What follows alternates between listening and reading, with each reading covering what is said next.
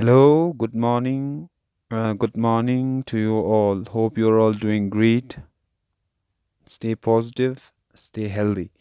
So, we are discussing about the colligative properties in our previous classes, and we have discussed mainly two colligative properties that are relative lowering in vapor pressure and elevation in boiling point. Today, we are going to discuss about the depression in freezing point. It's the this is the third point in the colligative topic. So depression in freezing point.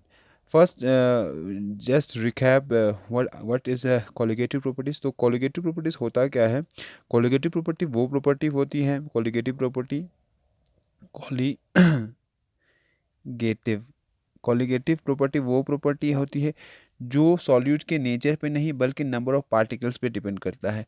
Colligative का मतलब यही colligative दो का मतलब होता है कॉली means together, लिगेटिव्स to bind, दो चीज़ें बाइंड होती हैं लेकिन नेचर पे डिपेंड नहीं होता ये कॉलिगेटिव प्रॉपर्टीज़, बल्कि नंबर ऑफ मोल्स पे जो डिपेंड होता है उनको हम नंबर ऑफ मोल्स पे जो डिपेंड होता है या नंबर ऑफ पार्टिकल्स पे या नंबर ऑफ आयन्स पे या नंबर ऑफ मॉलिक्यूल्स पे, इन चीज़ों पे जो डिपेंड होता है तब हम उसको कहते हैं कॉलिगेटिव प्रॉपर्टीज़। तो आज हम द थर्ड कॉलिगेटिव प्रॉपर्टी पढ़ने वाले हैं जो है डिप्रेशन इन फ्रीजिंग पॉइंट। अब जब हम फ्रीजिंग पॉइंट की जब बात करते हैं तो उसमें जो सल्यूट होता है या सॉल्वेंट होता है, जो सोल्यूशन होता है उसका इक्विलिब्रियम में होना बहुत ज़रूरी होता है। इक्विलिब्रियम मतलब एक स्टेट में या मतलब उनका जो स्टेट होता है वो एक होना बहुत ज़रूरी होता है। इक्विलिब्रियम जब कब मेंटेन होगा? जब उनका वेपर प्रेशर सेम होगा। जब इक्विलिब्रियम मेंटेन तब होगा जब उनका जो वेपर प्रेशर है वो हमेशा वो हम मतलब वो सेम रहेगा, तब जाके हम इक्विलिब्रियम मेंटेन कर सकते हैं किसी भी सोल्यूशन में।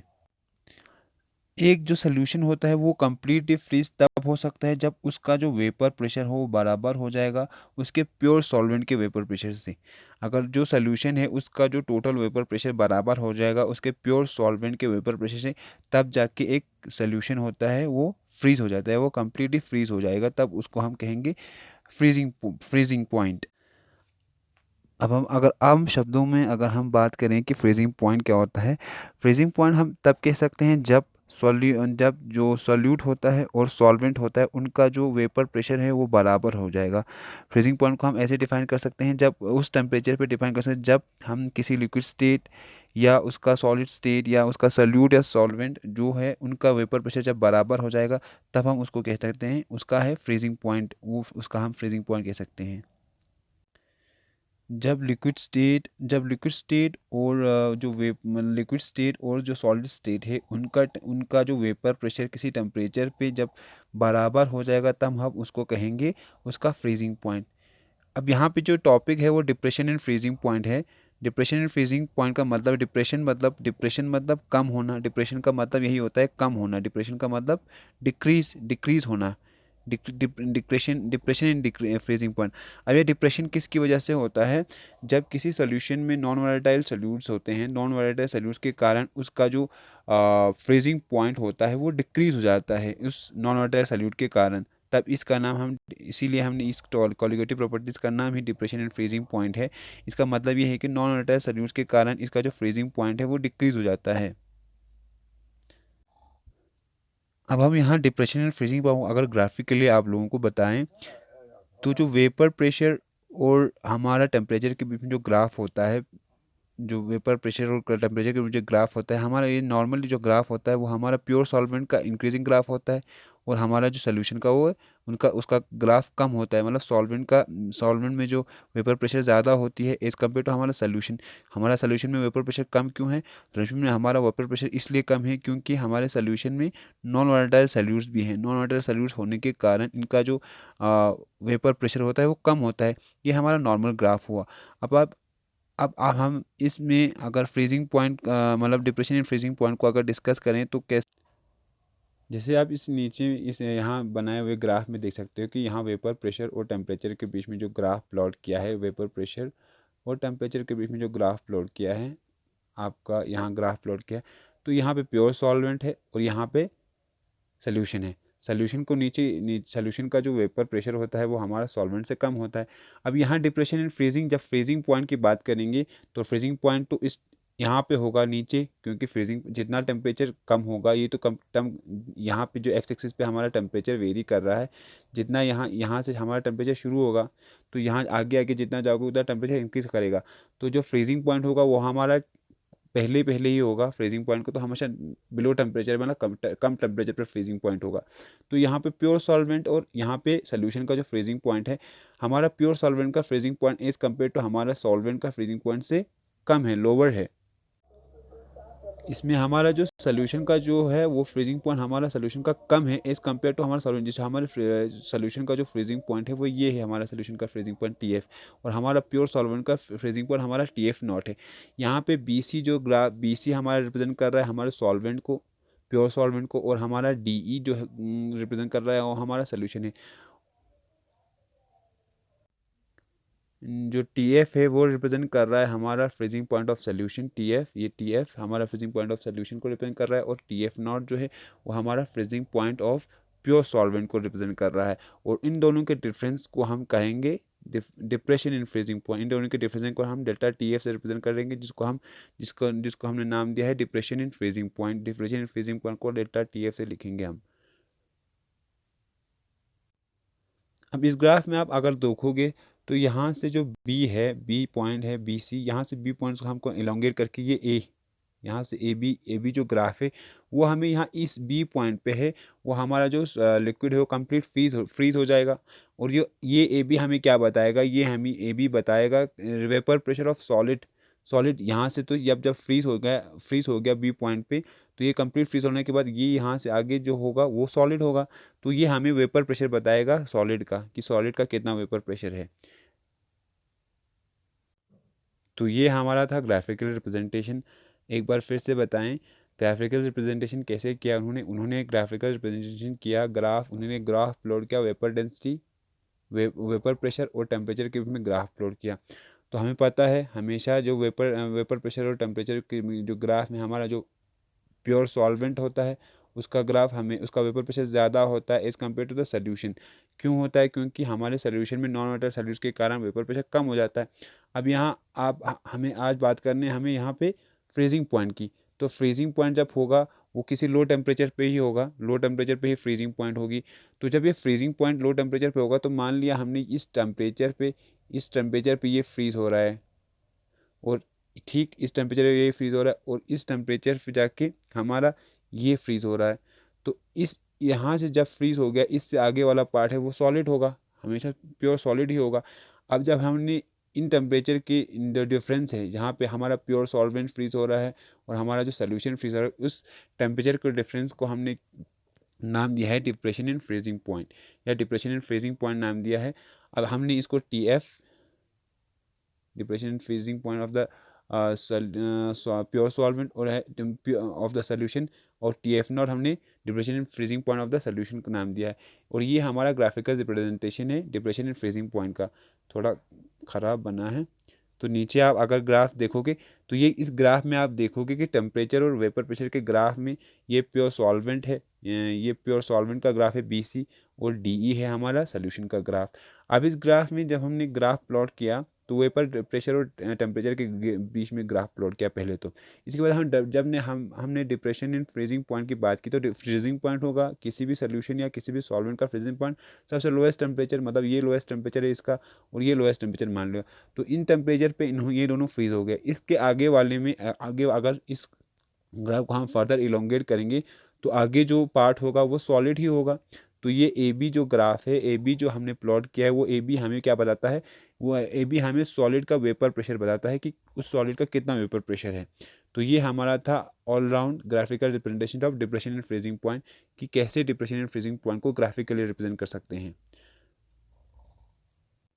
जैसे हमने बात किया TF और TF नॉट, हमने TF बोला सोल्यूशन का है और TF सोल्यूशन का है, और TF नॉट बोला हमने प्योर सॉल्वेंट का है।